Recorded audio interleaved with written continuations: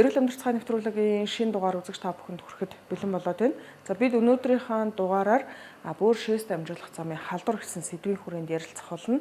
За мэдээж энэ халдварын үед бид ямар шинж тэмдэг илэрдэг вэ? Бид юун дээр алддаг вэ? За бид бас дээрэс нь юун дээр бид анхаарах ёстой вэ гэдэг ингээ бүх талын мэдээллийг энэ удаагийнхаа нэвтрүүлэгт багтаахыг зорж байна. Ингээд үзэгч та бүхэн яг бөөр гемодиализын эмч Бадам Пагамд уламтай ярилцлагыг бас анхааралтай сонсороо. За мэрэгжлийн эмч бас юу гэж хэлэх вэ гэдгийг бас үзэгч та бүхэнд бас зорж бас хүргэе гэж бодсон юм. Ингээд нэвтрүүлэгтэйгээ үргэлж хамтаагаар үзэгчтэй. Орон бүргэмч. За баярлалаа. Сайн байна уу? Та хэд хөрөлцөн ирсэн баярлалаа. За баярлалаа урилгуулаа авсан. Тэгээ өнөөдрийн ярилцлагад ерөөсөө бөөр шээс дамжуулах замын халдвар. Энэ халдвар ер нь юунаас болж үүсдэг юм те? Ямар шинж тэмдэг илэрдэг гэдэг яг эндээс хоёлаа яриагаа эхлэе гэж бодож байна. За ер нь бол маш илбэг байдаг. Тэгээд хамгийн гол нь бөөр шээсний замын халдвараа мэдхийн тулд бид бөөрийн үргийг аягүй сайн мэдэх хэрэгтэй. За бөөр болохоор хүний илүүдэл шингэн гаргадаг, бодис салцааны хорыг гаргадаг ийм чухал үүрэгтэй эрхтэн байдаг. За гэтэл бид нэр бөөр шээсний замын халдвар гэдэг өвчин маань юунаас үүсэж байгаа юм бэ? Ерөөсөө гадны нэг үүсгэгч биед орсонтой холбоотойгоор үүсгэж байна. За бөөр шээсний замын халдвараа бид нэр ярихын тулд дээд болон доод замын халдвар гэж ордог. Энд маш олон өвчин ордог. За нэгт нь болохоор доод замын халдварт нь болохоор уретрит, цистит, простатит буюу шээсний сүвний өрөвсөл, за давсагны өрөвсөл, төрүүлч хаан өрөвсөл орж байгаа. За дээд замын халдварт нь болохоор бидний монголчуудын аягүй сайн мэддэг пилонефрит, за тэгээ бөөрийн ойролцох өөхий эдийн буглаанууд орчдөг. За ер нь шалтгаан нь юу гэдэг вэ? Ерөөсөө үүсгэгч. Тийм бактери халдвар, вирусны халдвар, мөгийн цэрэг халдварууд байдаг байхгүй. Тэгэхээр бид нэр энийг өрмөц бас үүсгэгч гэж яриад байгаа юм. За өрмөц бас үүсгэгч нь болохоор грамм сөрөг болон эрэг нянгууд ордог. За энд нь болохоор бидний сайн мэддэг Staphylococcus aureus нөө хоолой идэвхжүүлээд байдаг тийм. За дээрэс нь Enterococc ордог. За мөн өөр гизний саханцар буюу Escherichia маш их ороод явчихдаг. Одоо шулуун гизнээс шээсний суурь руу дамжиж халдварлах юм тийм. Тэгвэл бид нэр болохоор өрмөц юунд нь болохоор юу ордог гэхээр заг хөтөвчин үүсгдэг гонококкийн халдварууд, за мөөгөнцрүүд, халамид, микоплазмууд ороод явчихдаг. Тэгээ энэ шалтгаануудаас олж шээсний замын халдвар үүснэ. Тэгэхээр шээсний замын халдвар гэдэг бид нэр 4-5 хүчнийг нэрлэдэг гэсэн үг байна. Тийм. За эрсдэлтэй энд бөөр шээсний замын халдвараар өвчлөдөг хүмүүс байдгийг өрмөц энэ дандаа эмэгтэй хүмүүс ордог ихэвчлэн. За тэгээд эмэгтэй дундаа болохоор өсвөр насны охтууд, жирэмсэн эмэгтэйчүүд, за тэгээд цэвэрсэн эмэгтэйчүүд, за цөөхөн тохиолдолд эрэгтэйчүүд орно. Энэ нь болохоор дандаа 70-аас дээш насны эрэгтэйчүүд ороо явчихдаг. За энэ нь юутай холбоотой вэ гэхээр ерөөсөө шээс гадагшлуулах зам маань эмэгтэй хүнд богинохон байдагтай холбоотойгоор л үүсэж явчихдаг. За тэгээд зарим тохиолдолд болохоор хим эмчилгээнд орсон, туяа эмчилгээнд орсон, дархлаа дарангуулах юм уусан, за ариун цэвэр бохор тохиолдол эдгээр өвчнүүд үүсгээд байгаа юм. За Монгол улсын хувьд болохоор бас айгаа өрмөц эрс дэс зуур амьсгалтай. Яг ийм улирал солигдох хавраас цунаас намар өглөөс хавар яг энэ үед нөгөө хүмүүс их даардаг, дархлаа ундаг. Энэ үед бол халдвараас айгаа их болдог. Энэ дээр бид нар айгаа сайн анхаарад яг энэ улирал солигдож байгаа үед дархлаа дэмжээ шингээс авч явах хэрэгтэй болж байна гэсэн үг тийм. Одоо ингэ нөгөө зуны ихэнх сар гарцсан хэрнээ гадаа амар сэрхэн байгаа гэж тийм. Тэгэхэд ингээл нингэн нотоо хувцастай явна гэдэг чинь өөрөө бас энэ өвчнийг сэдрэх болоод байна шүү дээ. Дараал шингэн багуудаг, даардаг. Тэгээд зогсоо ажил хийдэг. Тэгээд дархлаа дарангуулагдсан, ядарсан хүнд хүчээр ажил хийдэг хүмүүс бол ерөнхийдөө халдвар авах гэдэг. Тийм. Ер нь бол бөөрийн амбулатор дээр бол их хвчлэн дандаа төрөх насны эмэгтэйчүүд орж ирдэг. Тэгээд цэвэрсэн эмэгтэйчүүд их хвчлэн орж ирдэг. Тийм. Тэгээд бид аягүй сайн анхаарах хэрэгтэй. Сая ингээд та маш олон төрлийн ингээд өвчлөлүүдийг нэрлэлээ шүү дээ. Тэгээ энэ болгон ч нөгөө нэг ийм шинж тэмдгээр илэрхүү те.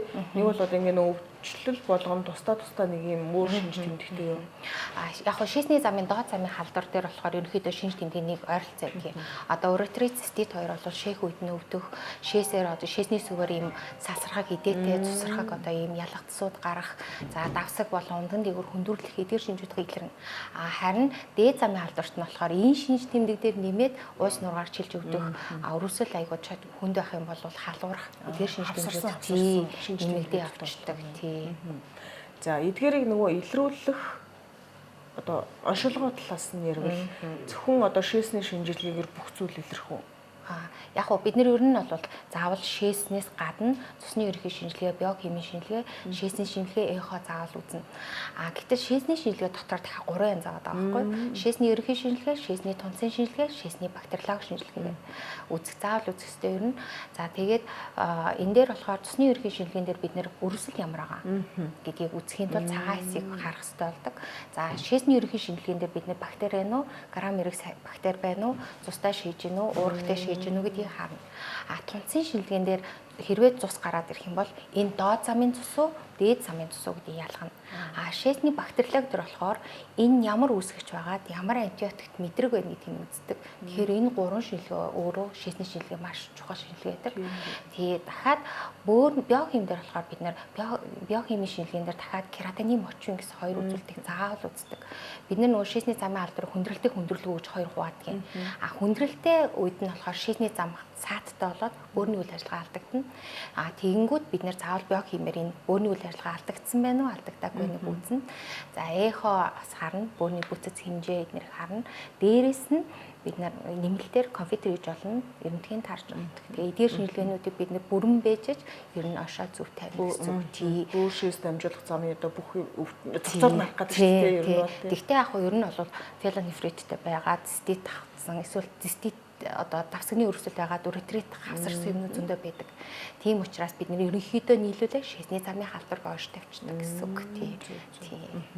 За шээсний замын халдвараас сэргийлэхийн тулд за би бол түрүүн таны яг ярианы ихэнд сонсоод ахаар ингээд нөгөө хүмүүсийн хүний өөрийнх нь тий ариун цэвэр айгуу чухал гэдэг юм байна. Амьдралын хэв маяг айгуу чухал байх юм байна. Цаг агаартай тохируулж үзэх хэрэгтэй юм байна гэдэг. Тий энэ талаас нь таваас мэдээлэл өгч тий.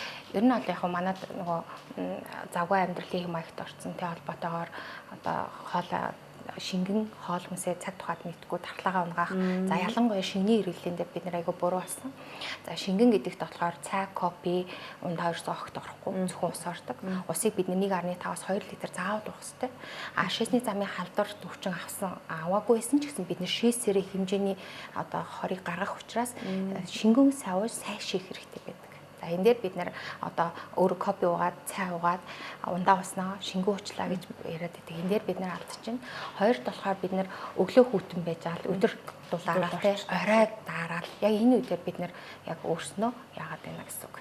Одоо хувцснаа тохируулахгүйгээр даараад тэгээд тархлаа унгаад байна гэсэн үг.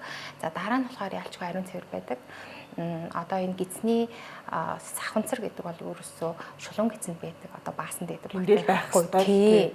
Тэгэхээр бид нэр ариун цэврийг сайн байжээж энэ халдварыг оруулахгүй гэсэн. Энэ халдвар өөрөө тархлаа дарангуулагдсан хүмүүст бас амархан халдварлагдах гэдэг. Энд нь болохоор жирэмсэн эмэгтэйчүүд, цэвэрсэн эмэгтэйчүүд, 70-аас дээш насны эрэгтэйчүүд бас орох гэдэг.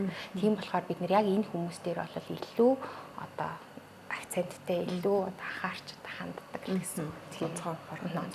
Ерөн шээс дамжуулах замын яг энэ одоо халдварыг те эмчлэхгүй эсвэл одоо манад одоо за би цистит дээр л зүүж авъя те цистит хөдөлчлөө гэж явдаг эмэгтэйчүүд аягүй олон байдаг тийм.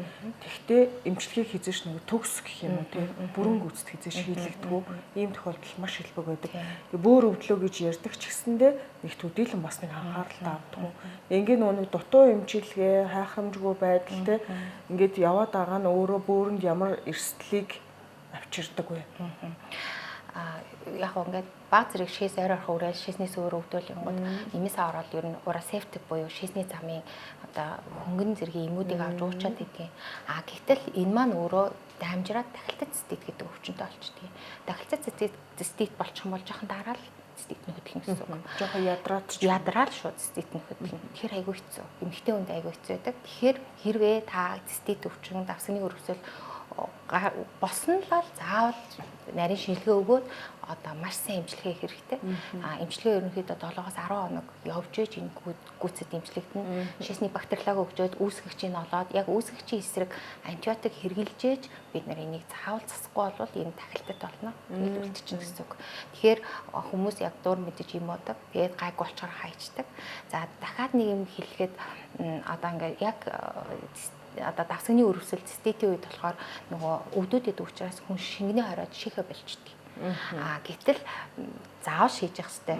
Одоо өвчин байсан за өөртөө байсан ч гэсэн шингэн угаар шийгээд авах юм бол өвчин намдах угаач хамаагүй шийх хэрэгтэй. Шиннээсээ авах хэрэгтэй. Тэгэхгүй бол тэр их өрөвсөл шийсээр гарна. Шийсний замыг угаадаа гэсэн. Тэгэхээр бид нэр заавал мэрэгжлийн эмчэд очиод үзүүлэх хэрэгтэй. Хэрвээ та дээрх цоврууд гарчих юм бол өрхийн эмчдэр очиод өрхтөр бүх шинжилгээнүүд авч байгаа. Шийсний ерхий шинжилгээ авдаг. Тэгээд үзүүлэх хэрэгтэй. Үнэхээр тэн дээр одоо өөрчлөлт байгаа тохиолдолд одоо харьяа дүүрөө руугаа дэшээ хандаад үзүүлэхгүй бол хүндэрдэг.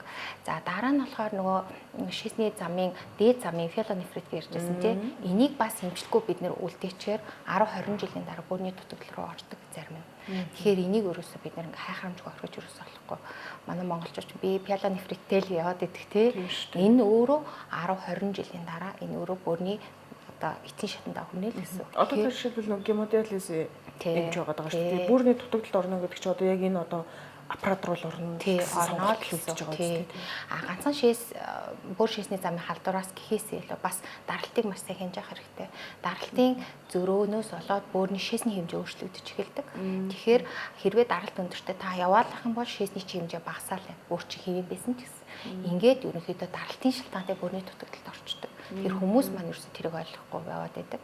За дахиад нэг хэлэхэд чихрийн шижингээ өвчин байдаг. Чихрийн шижин өөрөө шээсэр хэмжээний сахар гаргадаг учраас тэр сахартай шээс нь бактерийн одоо өсвөрийн дуртай орчин болчихж байгаа. Өсөх. Тэгэхээр сахартай хүн одоо шээсний замын алдарт маш их өртөмтгий байдаг. Тийм. Тэгэхээр бид нэр сахарыг маш сайн хянах хэрэгтэй. Сахартай болж бол яг мэрэгжлийн эмчэд очиод сахарыг барихгүй бол явандаа чихрийн шижингийн шалтгаантай бөөрийн дутагдал орно л гэсэн. Тэгэхээр бид нэр ганцхан шээсний замын халдвар гэхээсээ илүү даралт сахар нэрийг өөрснөө сайн одоо хянаад эмч эмээ өө гэсэн бол яг тогтмол ууж авах хэрэгтэй. Зөвлөмөр юм да. Баярлалаа эмч. Тэмдэлтэр ганц асуулт асууж чихрийн шижин гэдэг өвчин маань ер нь одоо бүхэл одоо ингээд зөвлөлд байгаад байна л да тий. Жишээлбэл одоо ингээд жирэмсэн эмэгтэйчүүдэд хүртэл чихрийн шижин айгүй их гэж байна. Одоо яг энэ та хоёр ярьж байгаа нь бүр шээс дамжуулах замын халдвартай тий. Яг энэ одоо тохиолдолд ер нь сахар өөрөө байх нь ямар одоо нэг аюул эрсдэлтэй вэ гэдэг талаас нь нэг ярьж байна шүү. За яг гоо чихрийн шижин өвчтэй ихэнх хүмүүс маань одоо диализд орж байгаад бараг 50% сахарын хүндрэлээр орж гемодиализ аппаратанд орж байгаа. Тэгээд одоо бид нэр сахартай гэж онцлогдсон бол бид нэр хоолны дэглэн бариад одоо эмч чинь ямар юм уу гэсэн байна. Тэрийг угаа сахараа хянаа явах хэрэгтэй. Хэрвээ сахар хит өндөр хяналт байхгүй, хяналтгүй чихрийн шижингүүд байдаг. Хэрвээ тийм байгаа тохиолдолд та шээсний замын халдвараас хизээж салахгүй гэсэн. Байнга л шээсний замын халдвар аваад байна, яваал байна, цистит болоод байна, уретрит болоод байна. Ингээл байна гэсэн. Тэгэхээр бид нэр сахарыг маш сайн барих хэрэгтэй. Тэгээд сахарын хүндрэл өөрөө ганцхан бөөр биш. Нүд хараагүй болно. За хөл тайрагддаг. Мэдрэлийн одоо хүндрэлүүд үүсдэг. Айгу хүнд өвч учраас бид нэр сахарыг бол маш сайн хянж авах хэрэгтэй. Тэгээд ер нь амбулаториор дээр үзүүлж байгаа ихэнх одоо шээсний замын халдварууд одоо 50% сахартай хүнээс гарч ирдэг. Тэгээд үлдсэн 50% дандаа эрсдэлтэй жирэмсэн тэгээд зэрсэн эмэгтэйчүүд их хөвчлөг үсэт байгаа. Тэгэхээр энэ дээр бид нэр айгуу сайн анхаарах хэрэгтэй байна. Баярлалаа. За баярлалаа. За эрүүл амьдрал тухай нэвтрүүлгийн энэ удаагийн дугаарт үзэгч та бүхэнд бөөр шээс дамжуулах замын халдвар гэсэн сэдвээр хүрч байгаа. За яг сая бол Бадам Пагам Дулам эмч маань бол яг энэ төрлийн халдварт одоо халдвараас хэрхэн яаж сэргийлэх вэ? Бид нэр юун дээр алддаг вэ? Ер нь ямар эрсдэлтэй вэ гэдэг ингээ бүх талын мэдлэг мэдээллийг бас сая өглөө. Тэгээд урилгын маань хүлээн авсан нэвтрүүлэгт маань оролцсон эмчтэй баярлалаа. За баярлалаа. За баярлалаа. За эрүүл амьдрал тухай нэвтрүүлэг үзэгч та бүхэндээ бөөр шээс дамжуулах замын халдвар гэсэн сэдвийн хүрээнд нэвтрүүлгээ бэлтгэн хүргэж байгаа. За яг сая бол мэрэгжлийн эмч үзэгч та бүхэнд бас яг энэ халдвараас яаж сэргийлэх вэ? Бидэнд ямар одоо алдаа дутагдал байдгүй хүндрүүл бас ямар аюултай байдаг вэ гэдэг мэдээллүүдийг маш дэлгэрэнгүй өглөө. Нэвтрүүлгийн дараагийн хэсгээс үзэгч та бүхэн маань яг энэ халдварын үед бас одоо ямар тохиромжтой маш зөөлхөн ийм одоо нэмэлт бүтээгдэхүүнийг хэрэглэх боломжтой вэ гэдэг мэдээллийг авах юм аа ингээд нэвтрүүлэгтэйгээ хамт байгаарай. Эрүүл амьдрал цааны нэвтрүүлэг бол та бүхэнд эрүүл мэндийн боловсрол олгох хөтөлбөр юм аа.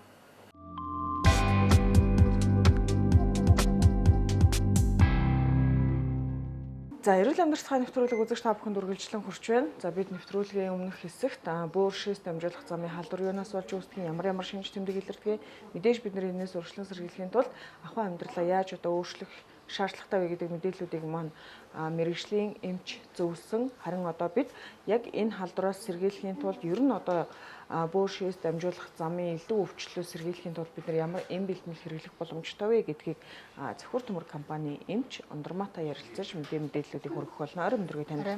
За сонирхсан уу. Баярлалаа. За бидний өнөөдөр ярилцах зүйл бол бөөр шээс дамжуулах замын халдвар тийм. Яг магадгүй үзэгчд маань бас бөөр шээс дамжуулах замын халдвар гэхээр бас мэддэг байж магадгүй. Гэхдээ мэдээж мэддэг ч гэсэндээ биднэрт байнгын мэддэг хэрнээ алддаг алдаа маш их байдаг тийм.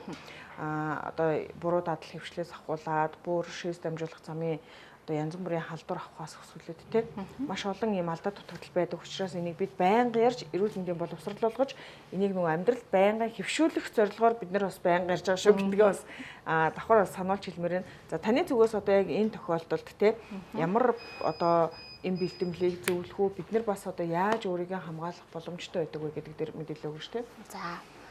За хамгийн ихний зөвлөх одоо танилцуулах бүтээгдэхүүн нь болохоор Rinalka гэдэг сироп бүтээгдэхүүн байна. Яг миний ард орцсон учраас тий. За Rinalka-г бол хүн болгоно их сайн мэддэггүй. Гэхдээ энэ маань бол яг шинж тэмдгийг намдаадаг эм бүтээгдэхүүн байгаа юм. За тэгэхээр бөөр шээс дамжуулах замын халдварын үед яг давсган дотор маань юу болдог вэ гэхээр одоо өрөвсөл үүсгэгч тэр одоо бактерийн нөлөөнөөс болоод давсганы дотор сас бүрхүүл маань өрөвсөл үүсээд гэмтсэн байгаа. За нөгөө төгөөр болохоор шээс маань энгийн үедээ юм баг хүчлэг байх байтал өрөвслээсээ шалтгаалаад хит хүчлэг болчдөг гэсэн. Тэгэхээр хит хүчлэг шээс маань давсагнаас гараад шээс дамжуулах замаар урсах үедээ одоо тэр өрөвсөн байгаа салстыг маш хүчтэй зочрооно гэсэн үг. Тэгэхээр тухайн хүнд маань одоо шээх үед нь шархираад хорсож өвдөх тий одоо маш хүчтэй өвдөл өгдөг юм шинж илэрдэг гэсэн үг. За тэгэхээр Rinalka сироп нь болохоор тухайн тэр хүчлэг болцсон байгаа шээсийг нь шүлтлэгжүүлээд хүчлэгийг нь саармагжуулж өгнө гэсэн үг. За ингээд саармагжаад ирэхээр тухайн одоо шээс дамжуулах замын халдварын үед өгч байгаа тэр өвдөх, хорсох. За тэгээ дээр нь болохоор одоо ингээд ойр ойрхон шийгээд байгаа. За эсвэл одоо нөгөө шээсэн ч гэсэн дутуу шээсэн юм шиг мэдрэмж төрөх тэр зовиоруудыг нь шууд намдааж өгдөг ийм бүтээгдэхүүн байгаа юм.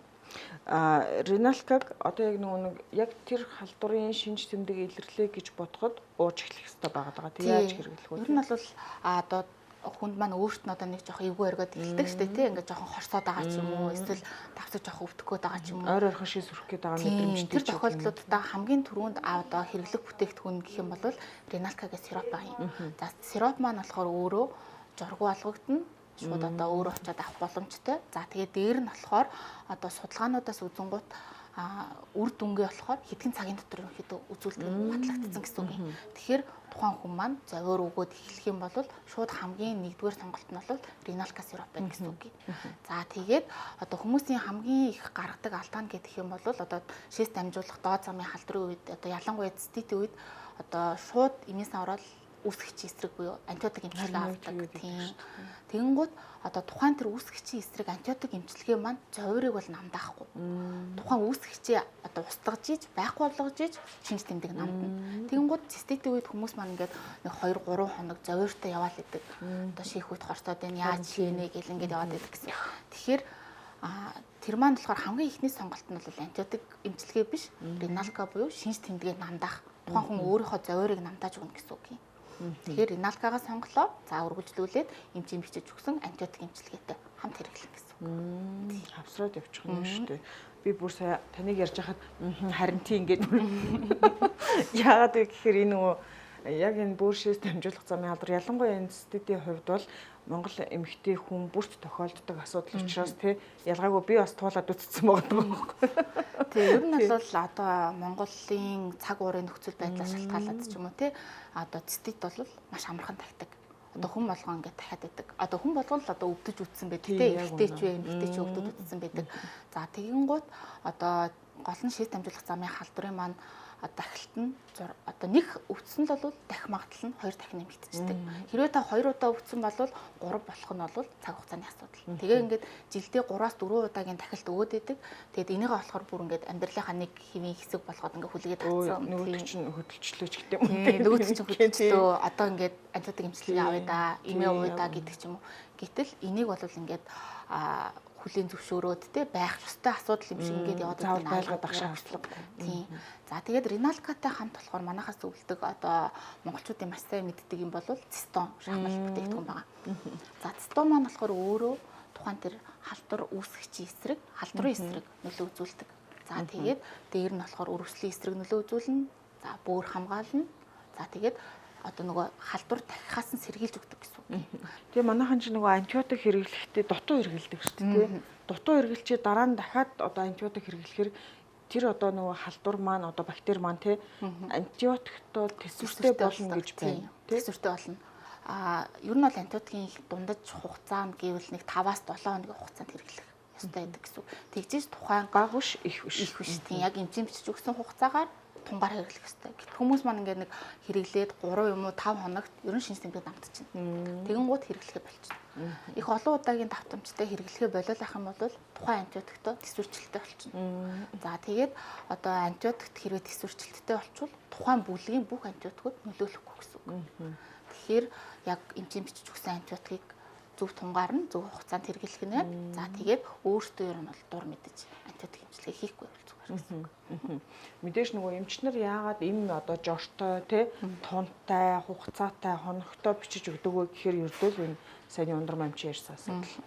Мэдээж таны биед байгаа ямар нэгэн гадны биед халдвар одоо юу гэдгийг те байх ёстой газараа байхгүй өөр орчинд шилжчихсэн байгаа тэр бактери вирусууд мэдээж одоо ууж байгаа эмэнд тасалтай болчих юм бол та тэрний дараагийн төвчний хүчтэй эмийг бүр дахиад дараагийн төвчний хүчтэй эмийг гээд энэ болгон чинь таны биеийг улмал хордуулж нөгөө эмнээс чинь дан ганц бөөршөөс дамжуулах замын халдварын үед уух ёстой эмнээс гадна одоо нөгөө элэг ходоод бүгээл ингээл бусад бүх эргэтэн тогтолцоонд нөлөөлөх ийм аюул эрсдэл байдаг учраас эмчнэр эмийг тунтай, хоногтой, хугацаатай та бүгд зөвлөдөг байгаа шүү. Энийг бас та бүгд маань битгий мартаарай гэж хэлмээр байна тий.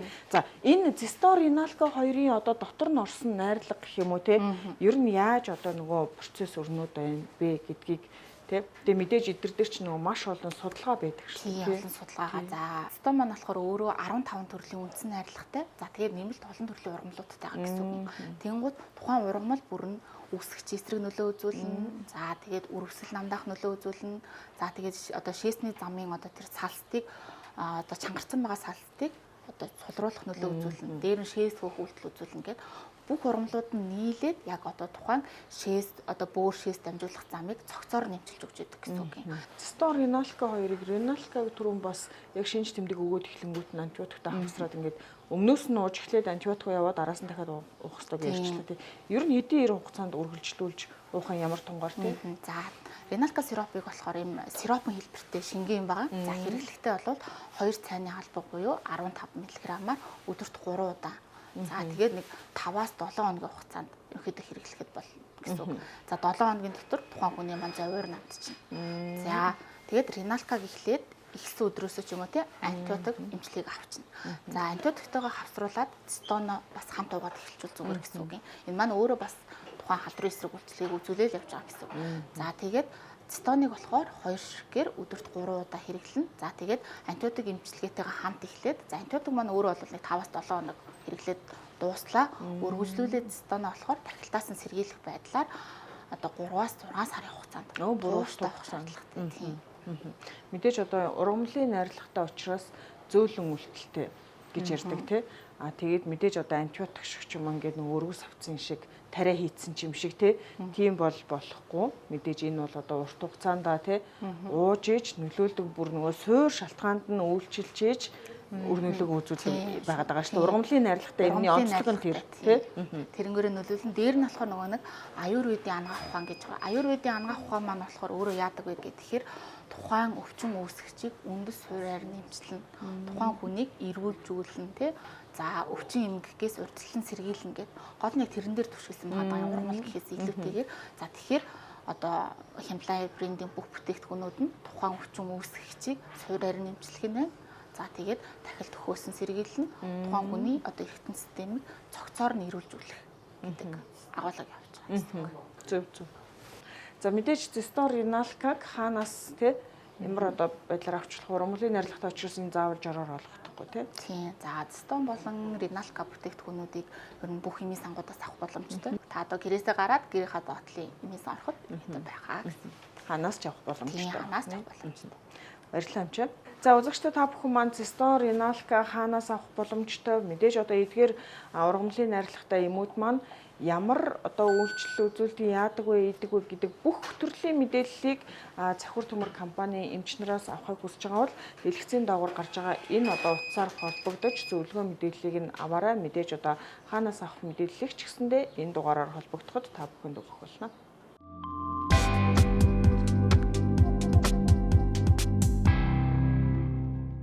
За сайн байцгаана уу, та бүхэндээ энэ өдрийн мэндийг хүргэе. За витамин эрсдийн зөв хэрэглээ болонгаар уулзж байгаа да баяртай байна. Өнөөдрийн сэдэв бол омега 3 түүний ач холбогдол болон омега 3-ыг сонгохдоо хэрхэн яаж сонгохой талаар мэдээлэл хүргэхээр бэлтлээ. За тэгэхээр омега 3 маань хүний биед нийлэгждэггүй заавал гаднаас хоол хүнсээрээ болон одоо нэмэлт бэлтгэл байдлаар хэрэглэх шаардлагатай тосны хүчил байдаг. За тэгэхээр омега 3 нь бол одоо хүний биеэс одоо холестерин буюу одоо муу өөх тосыг гадагшлуулж судас цэвэрлэх үйлдэл үзүүлснээрээ одоо зүрх судасны одоо өвчний эрсдэл, тархины одоо цус харуулт зэрэг өвчнөөс дуйшлан сэргийлэх ач холбогдолтой байдаг. За ялангуяа тамхи татдаг хүмүүст одоо зүрх судасны өвчний эрсдэл өндөр байдаг учраас одоо омега 3-ыг өдөр тутамдаа тогтмол хэрэглэж хэвших хэрэгтэй. За учир нь хэм бол одоо тамхинд агуулгадж байгаа никотин хэмээх бодис нь одоо судас хашаах үйлдэл үзүүлдэг бол харин омега 3 нь одоо түүний эсрэг буюу одоо судас тэлэх үйлдэл үзүүлснээрээ зүрх судасны өвчний эрсдлээс одоо сэргийлж чаддаг ач холбогдолтой байдаг. За мөн омега 3 нь одоо үрүслийн эсрэг, антиоксидант, мэдрэлийн эсийг гэмтлээс хамгаалах, цус шингэлэх зэрэг үйлдэл гүйцэтгэдэг. За тэгэхээр тийм учраас та бүхэндээ одоо омега 3-ыг сонгохдоо хэрхэн яаж сонгох вэ талаар мэдээлэл хүргэе. За нэгдүгээр омега 3-ыг сонгохдоо одоо тухайн загсан тосон дагуулгадж байгаа EPA болон DHA-ийн хэмжээг нь анхаарч харах нь чухал байдаг. За учир нь хэм бол EPA, DHA нь одоо өндөр нэвтрэлтэй липопротеид буюу одоо сайн холестерин судас цэвэрлэх үйлдэлтэй сайн холестерин гэж явдаг. За тийм учраас одоо тухайн загсан тосон дагуулгадж байгаа EPA DHA-ийн хэмжээ нь одоо 250-аас 500 мг-ийн хооронд агуулгадж ивэл та үнийг одоо сонгож хэрэглээрэй гэж зөвлөмөр байна. За хоёрдугаарт одоо омега 3-ыг одоо цэвэршүүлсэн хэсгийг анхаарч харах хэрэгтэй байдаг. За учир нь хэм бол одоо том загаснаас гаргаж авсан омега 3 нь одоо хүнд металлаар бохирлогдсон буюу одоо мөнгөн ус гэх мэтийн одоо хүнд металлаар бохирлогдох эрсдэл өндөр байдаг учраас одоо найл болох жижиг загаснаас гаргаж авсан омега 3-ыг одоо сонгож хэрэглэхийг хичээгээрэй. За одоо жишээлбэл Nature's брендийн одоо fish oil буюу омега 3 нь одоо маш жижиг загас буюу одоо анчуус загаснаас гаргаж авдаг учраас энэ маань одоо хүнд металлаар бохирлогдох эрсдэл багатай байдаг. За 3 дугаарт тухайн омега 3-ын хэлбэрийг нь анхаарч харах хэрэгтэй байдаг. За тэгэхээр хэлбэр гэхээр одоо омега 3-ыг тухайн омега 3-т одоо триглицерид хэлбэрээр агуулгаж гэнэ үү, хитэлийн эфир хэлбэрээр агуулгаж гэнэ үү гэдгийг нь анхаарч харах хэрэгтэй гэсэн үг. За учир нь гэх юм бол одоо триглицерид омега 3-ын триглицерид хэлбэр нь одоо байгалаас гаргаж авсан хэлбэр байдаг. Харин хитэлийн эфир хэлбэр нь одоо синтетик аргаар буюу одоо химийн аргаар гаргаж авсан омега 3 байдаг. За тэгэхээр триглицерид буюу одоо байгалийн аргаар гаргаж авсан загаснаас гаргаж авсан омега 3 нь синтетик аргаар гаргаж авсан омега 3-аас 30-аас 50%-аар одоо шимэгдэлт өндөртэй одоо бие хүртгүү илүү өндөр байдгаа гэсэн үг. За дөрөвдүгээрт одоо тухайн хугацаа олон омега 3-ын хугацааг одоо анхаарч хараарай. За учир нь хэм бол одоо омега 3 нь маш хурдан эсэлддэг бүтээгдэхүүн учраас одоо тухайн омега 3-ыг одоо авч яхад ямар нэгэн одоо эвгүй үнээр одоо орсон байх юм бол аль болох сонгож хэрэглэхээс зайлсхийгээрэй. За 5 дугаарт омега 3-ыг уухтаа хоолтой хамт хэрэглэх юм бол илүү шимэгдэл өндөртэй байдаг. За мөн одоо өдөр тутамдаа омега 3-ыг ууж хэрэглэх нь одоо зүрх судасны өвчний эрсдэл болон одоо тархины цус харуулт өвчнөөс сэргийлэх ач холбогдолтой байдаг учраас та омега 3-ыг одоо таслаад биш өдөр болгон тогтмол одоо тодорхой тунгаар ууж хэрэглэх нь бусад өвчний эрсдлээс сэргийлэх ач холбогдолтой байдаг. За ингээд өнөөдрийн хүргэсэн мэдээлэл та бүхэнд таалагдсан гэж итгэж байна. Та бүхэндээ одоо эрүүлийн сайн сайхан бүхнийг хүсэн өрөөе.